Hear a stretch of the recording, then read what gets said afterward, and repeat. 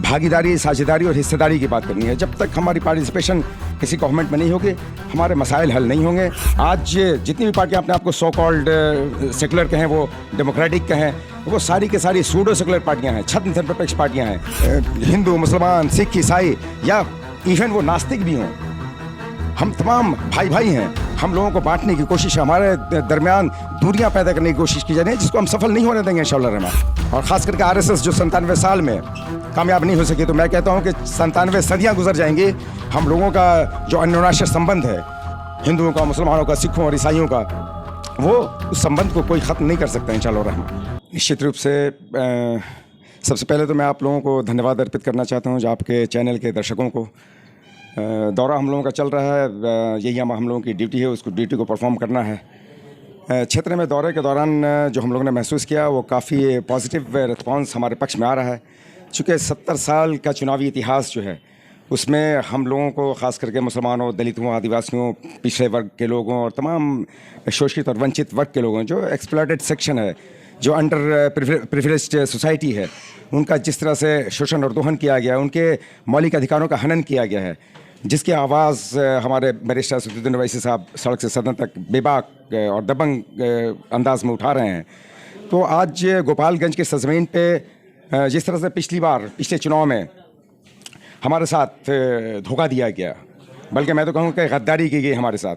आज समीकरण, आप जैसा कि आप पूछ रहे थे कि माई समीकरण की बात, मैं माई समीकरण और किसी समीकरण की बात नहीं है। हम लोगों का कंसेप्ट अब क्लियर हो चुका है। 70 साल के अनुभव या तजुर्बे बताते हैं कि अब हमको पार्टिसिपेशन की बात करनी है, भागीदारी, साझेदारी और हिस्सेदारी की बात करनी है। जब तक हमारी पार्टिसिपेशन किसी गवर्नमेंट में नहीं होगी, हमारे मसाइल हल नहीं होंगे। गोपालगंज के लोग जो कि एमआईएम को क्यों बोलते हैं, आखिर क्या कारण हो सकता है? एमआईएम वाहिद एक ऐसी पार्टी है इस देश की, न सिर्फ बिहार, जो लोकतंत्र की, जनतंत्र, प्रजातंत्र, गणतंत्र, जमहूरियत और डेमोक्रेसी की सच्ची हिमायत की और रक्षक है।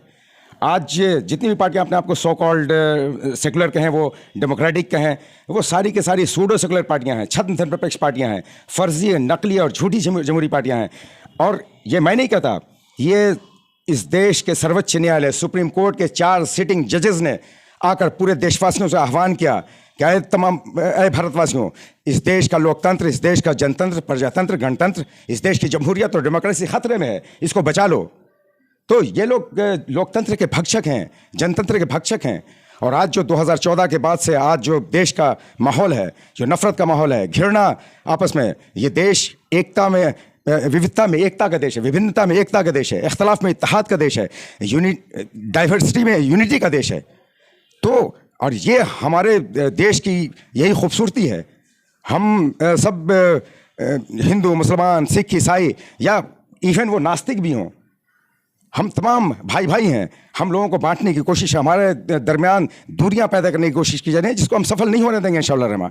ये चंद लोग आटे में नमक के बराबर जिनकी तादाद है, जिनकी संख्या है, वो कामयाब नहीं होंगे इंशाअल्लाह। और ख़ास करके आरएसएस जो 97 साल में कामयाब नहीं हो सकी, तो मैं कहता हूं कि 97 सदियां गुजर जाएंगी, हम लोगों का जो अन्योन्याश्रय संबंध है, हिंदुओं का, मुसलमानों का, सिखों और ईसाइयों का, वो उस संबंध को कोई ख़त्म नहीं कर सकता इंशाअल्लाह रहमान। मोहम्मद शाकिर, प्रदेश अध्यक्ष झारखंड, ऑल इंडिया मजलिस इत्तेहादुल मुस्लिमीन।